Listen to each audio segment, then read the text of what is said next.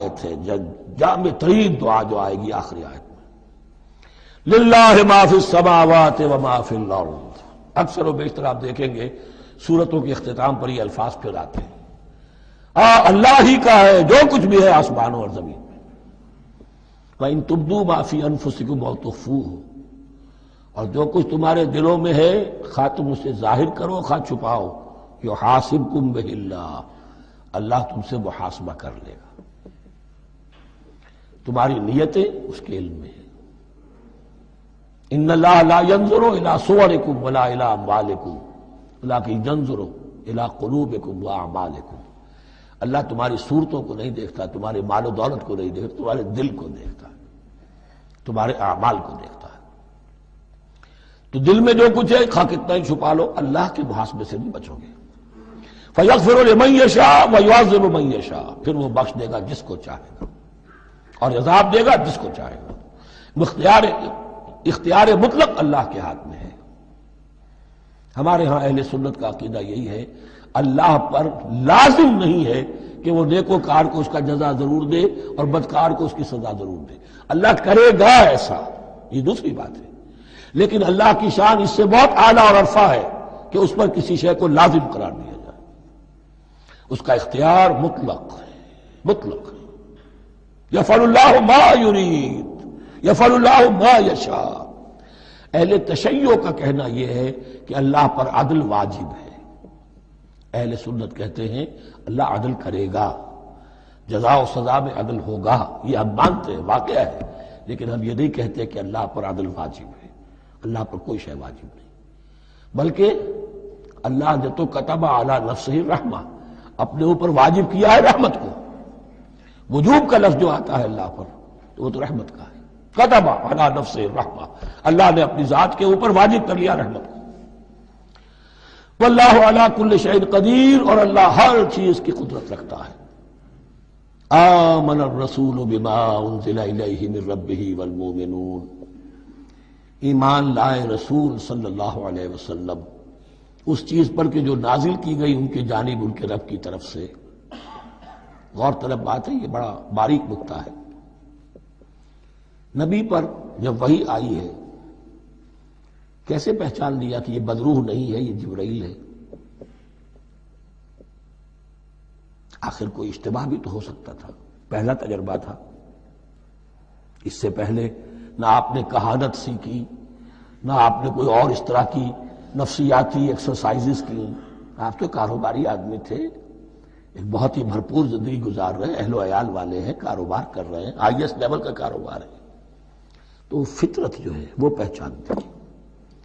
نبی کی فطرت وہ اتنی پاک اور صاف ہوتی ہے کہ اس کے اوپر کوئی بدروح کا کوئی اثر ہو ہی نہیں سکتا۔ اگرچہ اس میں ایک اور واقعہ میں نے ایک جگہ پڑھا تھا، وہ میں پھر کسی وقت موقع آیا تو سناؤں گا آپ کو، اس وقت نہیں ہے۔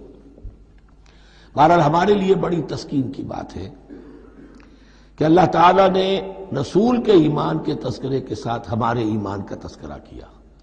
آمن الرسول بما انزل الیہ من ربہ والمؤمنون، ایمان لائے رسول صلی اللہ علیہ وسلم اس چیز پر جو نازل کی گئی ان کی جانب ان کے رب کی طرف سے، اور ایمان لائے صاحب ایمان۔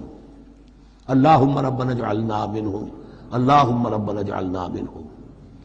کل آمن باللہ وملائکتہ وکتبہ ورسلہ، یہ دوسرا مقام ہے سورہ بقرہ کے اندر جس میں ایمان کے جو اجزاء ہیں ان کو گنا گیا ہے۔ یاد ہے آیت البر، لیس البر ان تولوا وجوہکم قبل المشرق والمغرب ولکن البر من آمن باللہ والیوم الآخر والملائکۃ والکتاب والنبیین۔ یہاں بھی اسی طرح ہے، کل آمن باللہ وملائکتہ وکتبہ ورسلہ لا نفرق بین احد من رسلہ۔ اور یہ تیسری مرتبہ بات آ گئی ہے کہ رسولوں کے درمیان کوئی تفریق نہیں کی جائے گی۔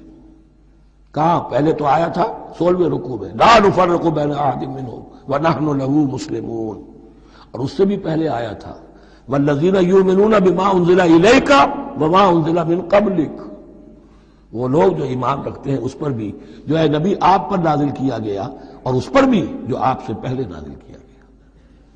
لا نفرق بین احد من رسلہ، ہم اس کے رسولوں میں سے کسی کے مابین کوئی تفریق نہیں کرتے۔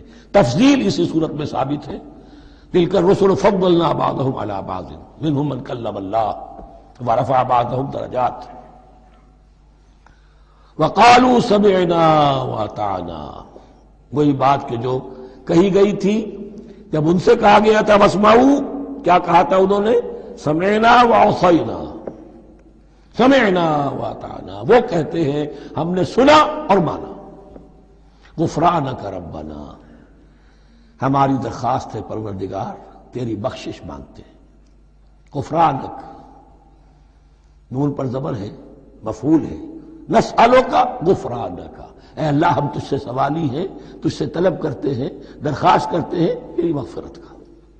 وإلیک المصیر، اور تیری ہی جانب لوٹ جانا ہے۔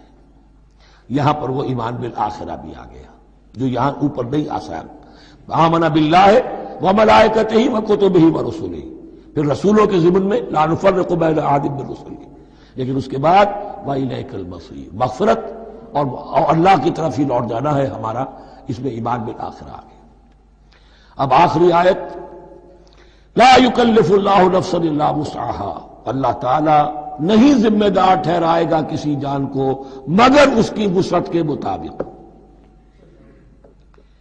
یہ بہت بڑے فضل و کرم والی آیت ہے، جیسے میں نے کہا تھا میگنا کارٹا جو ہے انسانی حقوق کا، کہ اجیب دعوت الداع اذا دعان، جہاں بھی مجھے کوئی پکارے، جب پکارے میں اس کی پکار سنتا ہوں، قبول کرتا ہوں۔ ہاں فلیؤمنوا بی فلیستجیبوا لی، انہیں بھی چاہیے کہ میرا کہنا مانے۔ دو طرفہ بات چلے گی، یک طرفہ نہیں۔ میری مانو، اپنی منواؤ، تم دعائیں کرو گے ہم قبول کریں گے، تم ہماری بات نہیں مانتے پھر تمہاری دعا تمہارے منہ پر دے ماری جائے گی۔ کرتے رہو قنوت نازلہ 40 دن کے 80 دن پڑھتے رہو، ڈھاکہ تو بیٹھ ہی جائے گا، بیٹھ گئے۔ یہودیوں سے شکست تو ہو ہی جائے گی، ہو گئی۔ کرتے رہو، حرمین میں پڑھتے رہو قنوت نازلہ، مکے میں پڑھو، مدینے میں پڑھو، پوری دنیا میں پڑھو۔ اللہ کو پیٹھ دکھائی ہوئی ہے، اس کے دین کو پاؤں تلے روندا ہوا ہے، اللہ کے باغیوں سے دوستی ہے۔ کسی نے قبلہ ماسکو کو بنایا تھا اور کسی نے واشنگٹن کو بنایا تھا، تمہاری دعائیں کیسے قبول ہوں؟ لیکن یہ جو آیت ہے یہ اس اعتبار سے بہت بڑی رحمت کی آیت ہے کہ اللہ تعالیٰ کے ہاں وہ اندھے کی لاٹھی والا معاملہ نہیں ہے کہ تمام انسانوں سے محاسبہ ایک ہی سطح پر ہو۔ اللہ جانتا ہے کس کی کتنی وسعت ہے، اور وسعت کن چیزوں سے بنتی ہے۔ آپ کو کوئی اور جین ملے ہیں، مجھے کوئی اور جین ملے ہیں، انہیں کوئی اور جین ملے ہیں، جینز، ان جینز کی اپنی اپنی خصوصیات ہیں، خصائص ہیں، پراپرٹیز ہیں، لیمیٹیشنز ہیں۔ آپ کو کوئی اور ماحول ملا، اسے کوئی اور ماحول ملا، اسے کوئی اور ماحول ملا، تو hereditary factors multiplied by environmental factors, ان دونوں سے ایک شخصیت کا ہیولہ بنتا ہے انسان کا، جس کو پیٹرن کہتے ہیں ہمارے مستری لوگ۔ جب لوہے کا کوئی شے جو ہے ڈھالنی ہے تو اس کے لیے پہلے مٹی کا یا لکڑی کا ایک پیٹرن بناتے ہیں، انگریزی میں پیٹرن ہے، وہ پیٹرن کہتے ہیں ہمارے مستری لوگ۔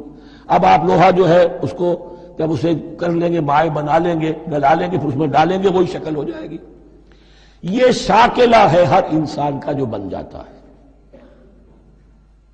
قُلْ كُلٌّ يَعْمَلُ عَلَى شَاكِلَتِهِ فَرَبُّكُمْ أَعْلَمُ بِمَنْ هُوَ أَهْدَىٰ سَبِيلًا۔ اس شاکلہ کے اندر اندر آپ کو محنت کرنی ہے۔ اللہ جانتا ہے کس کا شاکلہ وسیع تھا، کس کا شاکلہ تنگ تھا، کس کے جینز اعلیٰ تھے، کس کے جینز ادنا تھے، کس کے ہاں ذہانت زیادہ تھی، کس کے ہاں جسمانی قوت زیادہ تھی۔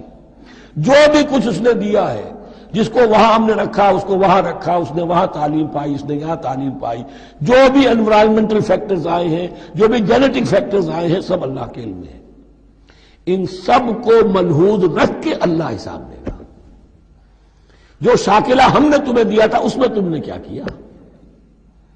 ایک شخص کے اندر فرض کیجئے استعداد ہی ہے